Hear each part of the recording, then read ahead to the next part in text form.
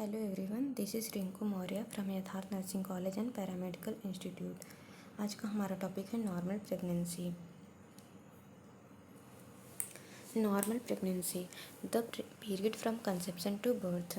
इसका मतलब है गर्भधारण से जन्म तक की अवधि को प्रेगनेंसी कहते हैं। देन इसका नेक्स्ट डेफिनेशन है after the egg is fertilised by a sperm and then implanted in the lining of the uterus it develops into the placenta and embryo and later into the foetus. That means अंडे का शुक्राणु द्वारा निषेचित होना, फिर गर्भाशय की परत में प्रत्यारोपित होने के बाद प्लासेंटा और भ्रूण में विकसित होना और बाद में भ्रूण में बदल जाना ही प्रेगनेंसी कहलाता है। आगे हम देखेंगे sign and symptoms of pregnancy. पहले हम फर्स्ट ट्राइमेस्टर में जो साइन सिम्टम्स होते हैं उनके बारे में देखेंगे। फर्स्ट क्या होता है? First amenorrhoea. एमेनोरिया का मतलब होता है मासिक धर्म का न आना। Then second morning sickness. इसमें स्त्री को सुबह जागने के पश्चात नौसिया का अनुभव होता है एवं वॉमिटिंग भी हो सकती है, परंतु इनसे स्त्री के स्वास्थ्य पर प्रतिकूल प्रभाव नहीं पड़ता है। यह प्रथम तिमाही तक ही रहती है। यह प्राइमी ग्रेविडा में अधिक उपस्थित होती है। The next frequency of micturition. प्रथम ट्राइमेस्टर में स्त्री की बार बार मूत्रत्याग की इच्छा होती है। इसका कारण प्रथम तिमाही में यूट्रस का एंटीवर्टेड स्थिति में होना एवं मूत्राशय की म्यूकस मेम्ब्रेन का सघन होना होता है। इनके कारण मूत्राशय पर दबाव पड़ता है एवं फ्रीक्वेंसी ऑफ मिक्सचरेशन बढ़ जाती है। लगभग 12 सप्ताह तक यूट्रस सीधा हो जाता है एवं फ्रीक्वेंसी ऑफ मिक्सचरेशन कम हो जाती है। Then next fatigue. फैटिग को हम थकान कहते हैं। गर्भावस्था के फर्स्ट ट्राइमेस्टर में सामान्यतः स्त्री को थकान भी अनुभव होती है। Then next breast change.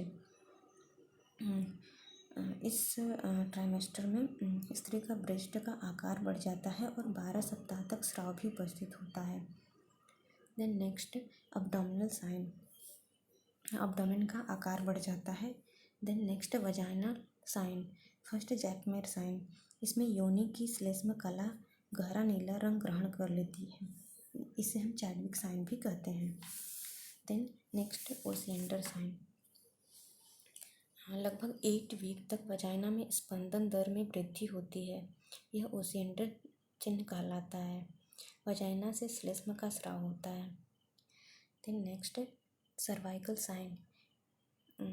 गर्भावस्था में सर्विक्स अधिक सॉफ्ट एवं सहवनीय हो जाता है। यह गूडल साइंस भी कहलाता है। Then next uterine sign. इसमें पिस्काकिक साइन होता है जिसमें गर्भाशय का आधा भाग अन्य भाग की तुलना में अधिक दृढ़ महसूस होता है। यह यूट्रस के ऊपरी भाग में भ्रूण की उपस्थिति के कारण होता है। Then in the second semester 13 से 28 वीक जो होता है उसमें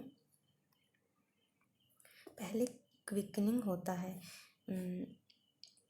इसमें गर्भवती स्त्री को भ्रूण की गति का अनुभव होता है। यह लगभग 18 सप्ताह तक प्रकट होता है, जबकि मल्टीपैरा में यह 2 सप्ताह पूर्व ही अनुभव हो जाती है। Then next abdomen.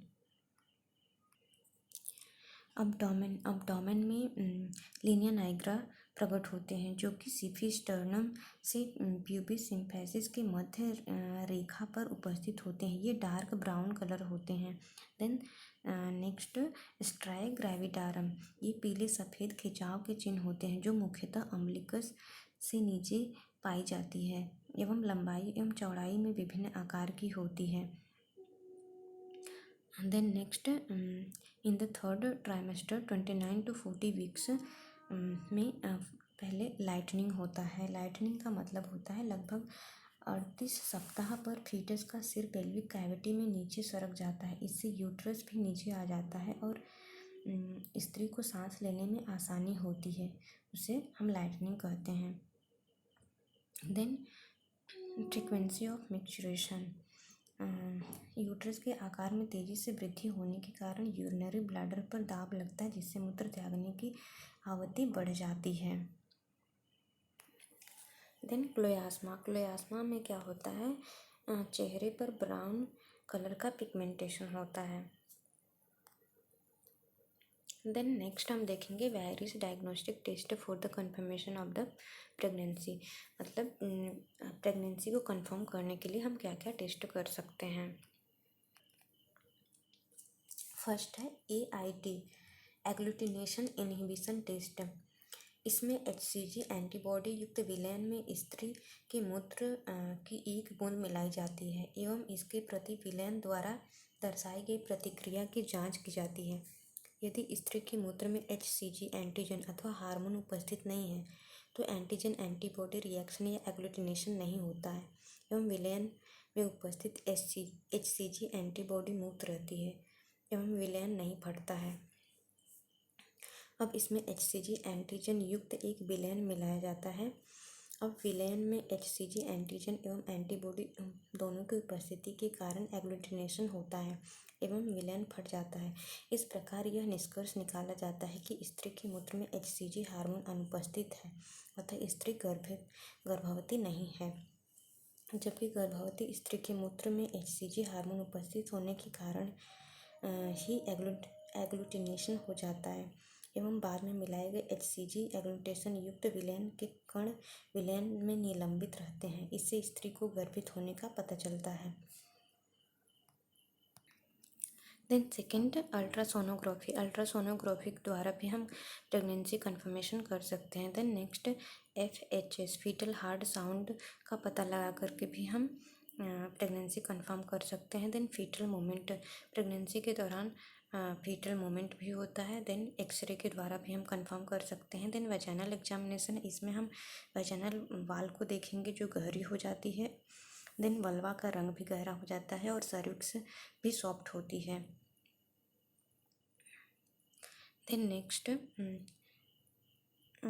पाल्पेशन के द्वारा हम फीटल पार्ट को लगभग 20 सप्ताह तक अनुभव कर सकते हैं। देन एस्कल्टेशन द्वारा भ्रूण की हृदय की धड़कन लगभग 18 से 20 सप्ताह तक सुनी जा सकती है। आरंभ में यह 140 to 160 बीट्स पर मिनट होती है जो कि धीरे धीरे लगभग 120 से 140 बीट्स पर मिनट हो जाती है। और इंस्पेक्शन के द्वारा भी हम प्रेगनेंसी कंफर्म कर सकते हैं। नेक्स्ट है physiological changes during pregnancy. In alimentary tract क्या क्या चेंजेस होते हैं। पहला है एपेटाइट। साधारणतः यह संपूर्ण गर्भावस्था के दौरान सामान्य रहती है। इसमें पिका उपस्थित रहता है। देन माउथ सलाइवा उत्पादन अपरिवर्तित रहता है। मसूड़े सॉफ्ट एवं एडिमेटस हो जाते हैं एवं साधारणतः ब्रश करते समय इनमें ब्लीडिंग होती है। देन स्टमक टोन एवं मोटिलिटी प्रोजेस्टेरोन हार्मोन के रिलैक्सिंग इफेक्ट के कारण कम हो जाती है। नौसिया उपस्थित रहता है। रिक्तन अवधि एवं अवशेषी आयतन में वृद्धि होती है। स्पिंक्चर की टोन कम हो जाती है। गैस्ट्रिक एसिड का स्रावन कम हो जाता है। यह प्रथम व द्वितीय तिमाही में कम होता है परंतु तृतीय में गैस्ट्रिक एसिड का स्रावन बढ़ जाता है। देन स्मॉल बॉल, छोटी आंत, गतिशीलता कम हो जाती है। इसी कारण पदार्थ का बड़ी आंत्र में स्थानांतरित होने में लगने वाला समय 52 आवर्स से बढ़कर 58 आवर्स हो जाता है। आयन का अवशोषण बढ़ जाता है। देन कोलन में गतिशीलता कम हो जाती है। इसके कारण अपच की संभावना अधिक रहती है। जल का अवशोषण 60% बढ़ जाता है। देन नेक्स्ट गॉल ब्लैडर, इसमें एम्पटिंग टाइम बढ़ जाता है। फास्टिंग एंड रेसिडिवल वॉल्यूम बढ़ जाता है। देन इन रेस्पिरेटरी ट्रैक्ट, रेस्पिरेटरी सिस्टम में नैसोफैरिंग्स में जो परिवर्तन होता है उसे हम देखेंगे। नैसोफैरिंजियल म्यूकोसा में ब्लड सर्कुलेशन बढ़ जाता है। इसके फलस्वरूप एपिस्टैक्सिस होने की संभावना रहती है। श्लेष्म श्रवण में वृद्धि होती है। नेसल पोलिपोसिस होने की संभावना रहती है। Then second mechanical changes, chest circumference 5 से 7 सेंटीमीटर बढ़ जाता है। डायाफ्राम स्तर 4 सेंटीमीटर तक ऊपर उठ जाता है। टाइडल वॉल्यूम बढ़ जाता है। संपूर्ण क्षमता में गिरावट आती है। नेक्स्ट गैस एक्सचेंज, इसमें क्या होता है, O2 उपभोग 20% बढ़ जाता है। टाइडल वॉल्यूम 40% बढ़ जाता है। संवातन दर अपरिवर्तित रहता है। प्रति मिनट संवातन 40% बढ़ जाता है। देन स्किन चेंजेस, स्किन में क्या होता है, वैस्कुलर चेंजेस, यह एस्ट्रोजन हार्मोन के उच्च स्तर के परिणाम स्वरूप होते हैं जो डिलीवरी के पश्चात हो जाते हैं। लगभग 70% श्वेत स्त्रियों एवं 10% श्याम स्त्रियों में स्पाइडर एंजियोमेटा प्रकट होता है। यह सामान्यतः फेस, अपर चेस्ट एवं आर्म पर उपस्थित होता है। इसमें ब्लड वेसल्स फूलकर लाल दिखाई देता है। लगभग 60% स्त्री में पाम इरिथ्मा प्रकट होता है।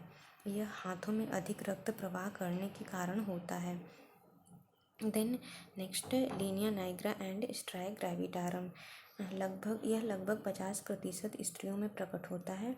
यह lower abdomen, upper thigh, breast पर होती है। यह स्ट्रेचिंग का परिणाम होता है।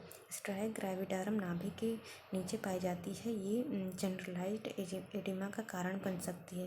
लीनिया नाइग्रा उदर के मध्य भाग में सिफिस्टर्नम एवं सिम्फेसिस प्यूबिस के मध्य उपस्थित होती है। यह रंग में भूरी या काली होती है। Then next changes in breast, first क्या होता है, साइज, इसके आकार में वृद्धि हो जाती है। यह वृद्धि ब्रेस्ट में पाई जाने वाली एल्वियोलार डक्ट में हाइपरट्रोफी के परिणाम स्वरूप होती है। Then nipple and areola, nipple आकार में बड़े हो जाते हैं, साथ ही गहरे रंग के भी हो जाते हैं। इनमें पाई जाने वाली सबीसियस ग्लैंड आकार में बड़ी हो जाती है एवं मोंटोजेनरी ट्यूबरकल्स कहलाती है। देन सेक्रीशन, सामान्य अवस्था में स्तनों में किसी भी प्रकार का स्राव नहीं निकलता है, परंतु 12th वीक पर इनमें एक गाढ़ा पीला चिकना स्राव दबाकर निकाला जा सकता है। यह निप्पल एवं एरियोला के नाम बनाए रखता है।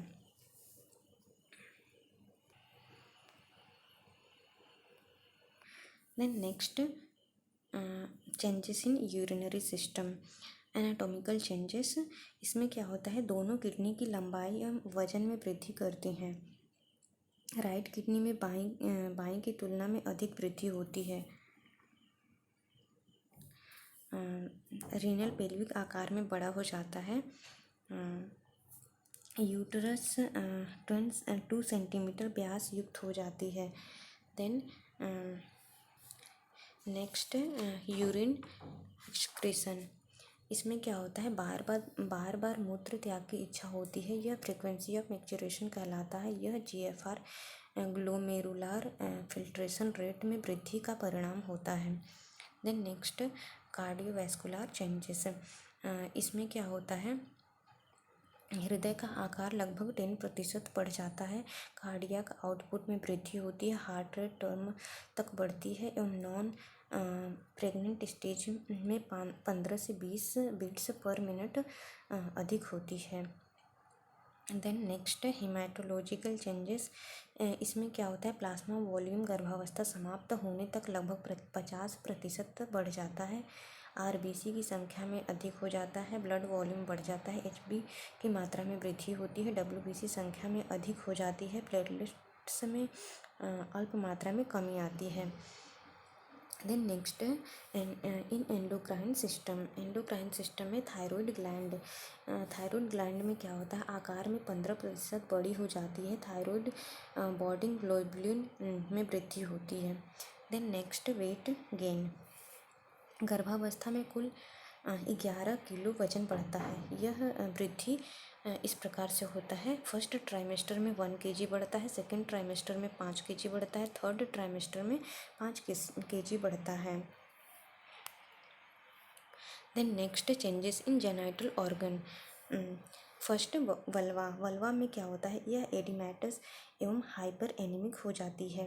Then labia minora dark pigmented हो जाते हैं एवं आकार में भी बड़े हो जाते हैं। इनके आकार में यह वृद्धि हाइपरट्रोफी कहलाती है। देन नेक्स्ट वजाइना में क्या होता है, हाइपर ट्रोफाइड होता है, एडिमेटस हो जाता है। ब्लड सप्लाई में वृद्धि हो जाने के कारण इसकी म्यूकोसा ब्लूइश रंगयुक्त हो जाती है। देन नेक्स्ट यूट्रस, इसका शेप में चेंजेस होता है, गर्भाशय पायरिफॉर्म होता है इसमें। इसके पश्चात यह पिंडाकार हो जाता है, बाद में यह पायरिफॉर्म आकार ग्रहण कर लेता है, अतः यह लगभग गोलाकार हो जाता है। देन नेक्स्ट पोजीशन, इसका पोजीशन क्या होता है, गर्भाशय सामान्य अवस्था में आगे की ओर मुड़ा हुआ होता है। लगभग 8 सप्ताह तक ये सीधा या इरेक्ट हो जाता है एवं संपूर्ण गर्भावस्था में यह इरेक्ट ही रहता है। देन कॉन्ट्रैक्शन, गर्भावस्था के आरंभ के साथ ही कुछ सप्ताह पर इनमें संकुचन अनुभव किए जा सकते हैं। इन्हें ब्रैक्सटन हिक्स कॉन्ट्रैक्शन कहा जाता है। देन नेक्स्ट फलोपियन ट्यूब में क्या चेंजेस होते हैं, इनकी लंबाई में वृद्धि हो जाती है तथा इनकी लुमेन संकरी हो जाती है। देन नेक्स्ट ओवरी, अंडाशय, गर्भावस्था के आरंभ से के साथ ही कॉर्पस ल्यूटियम का निर्माण होता है। यह लगभग 8वें सप्ताह पर सर्वाधिक आकार युक्त 2.5 सेंटीमीटर होती है। इससे एस्ट्रोजन एंड प्रोजेस्टेरोन हार्मोन का स्रवण किया जाता है, जो गर्भाशय को बनाए रखने के लिए आवश्यक होता है। गर्भाशय के दौरान ओवरियन साइकिल एवं यूट्राइन साइकिल निलंबित अर्थात बंद हो जाते हैं। देन नेक्स्ट है minor disorder in pregnancy. First है नोसिया एंड वॉमिटिंग। गर्भावस्था में नोसिया एंड वॉमिटिंग सामान्यतः प्रथम तिमाही में ही उपस्थित होते हैं एवं गर्भावस्था की अवधि में वृद्धि के साथ ही गायब हो जाते हैं, परंतु कुछ केसेस में यह असामान्य रूप का कारण की उपस्थिति का परिणाम होते हैं। इनके कारण प्रोजेस्टेरोन हार्मोन के प्रभाव के कारण स्टमक की क्रियाशीलता का कम होना, पाचन क्रिया का धीमा होना, भूख का कम लगना, और इसको मैनेज करने के लिए हम रोगी को सलाह दे सकते हैं कि पर्याप्त मात्रा में फ्लूइड ले, अन्य कारणों की पहचान कर इनका शीघ्र उपचार करें। देन स्त्री को हल्का एवं सुपाच्य भोजन लेने हेतु प्रोत्साहित करना चाहिए। देन नेक्स्ट होता है कॉन्स्टिपेशन। यह गर्भावस्था में होने वाला सामान्य विकार है। यह प्रोजेस्टेरोन हार्मोन के कारण प्रभाव के कारण आमाशय की क्रियाशीलता को कम करता है। पाचन क्रिया संक्रमित होना, बड़ी आंत्र की संकुचन क्षमता में कमी, कम शारीरिक गतिविधियां, आहार नाल पर गर्भाशय का दबाव होने के कारण ये हो सकते हैं। इनको मैनेज करने के लिए हमको स्त्री को सलाह देनी चाहिए कि वह अपच का कारण बताकर उसकी चिंता कम करनी चाहिए। देन गर्भावस्था में किए जाने वाले नियमों के बारे में बताना चाहिए। देन शारीरिक गतिविधियां करने हेतु प्रेरित करना चाहिए। हल्का एवं सुपाच्य भोजन प्रोवाइड किया जाना चाहिए। देन नेक्स्ट है varicose when. Varicose when means होता है ये जब पैरों में उपस्थित वेन में एलोंगेशन एवं एक्सपेंशन हो जाता है तो यह घुमावदार एवं मोटी होकर फूल जाती है। यह स्थिति वेरिकोस वेन कहलाती है। देन नेक्स्ट है पायरेक्सिया। पायरेक्सिया को हम हिंदी में बुखार या ज्वर भी कहते हैं। जब शरीर का तापमान 99 डिग्री फ़ारेनहीट से अधिक हो जाता है तो इस अवस्था को ज्वर कहते हैं। देन इसके कारण हो सकते हैं इन्फेक्शन, इन्फ्लामेशन, तंत्रिका तंत्र विकार, ट्रॉमा एवं एलर्जी। ये सारी चीज़ों की वजह से पायरेक्सिया हो सकता है। इसको मैनेज करने के लिए फर्स्ट रोगी को कोल्ड स्पंजिंग करनी चाहिए, पर्याप्त मात्रा में द्रव प्रदान करना चाहिए, रोगी को शांत वातावरण में रखा जाना चाहिए, पायरेक्सिया के कारण का निदान एवं उपचार किया जाना चाहिए। रोगी को हम कुछ दवाएं दे सकते हैं जैसे पैरासीटामोल, कॉम्बीफ्लेम इत्यादि। नेक्स्ट है हेमरोइड्स। हेमरोइड्स मतलब होता है जिसमें इसमें क्या होता है, एनस की स्पिंक्चर पर उपस्थित वेन में डायलेटेशन एंड एनलार्जमेंट हो जाता है। यह दो प्रकार का होता है, इंटरनल एंड एक्सटर्नल। इसकी पहचान हम कैसे करेंगे, कौन सा इंटरनल है एंड कौन सा एक्सटर्नल है। इंटरनल हेमरोइड्स में क्या होता है, इसमें मल त्याग करते समय ब्राइट रेड कलर ब्लीडिंग होती है और यह ब्लीडिंग पेनलेस होती है। देन एक्सटर्नल में क्या होता है, इसमें मल त्यागते समय ब्लीडिंग होती है परंतु यह पेनफुल होती है, इसमें डिस्कम्फर्ट होता है, इसके कारण एनीमिया भी हो सकता है। Thank you.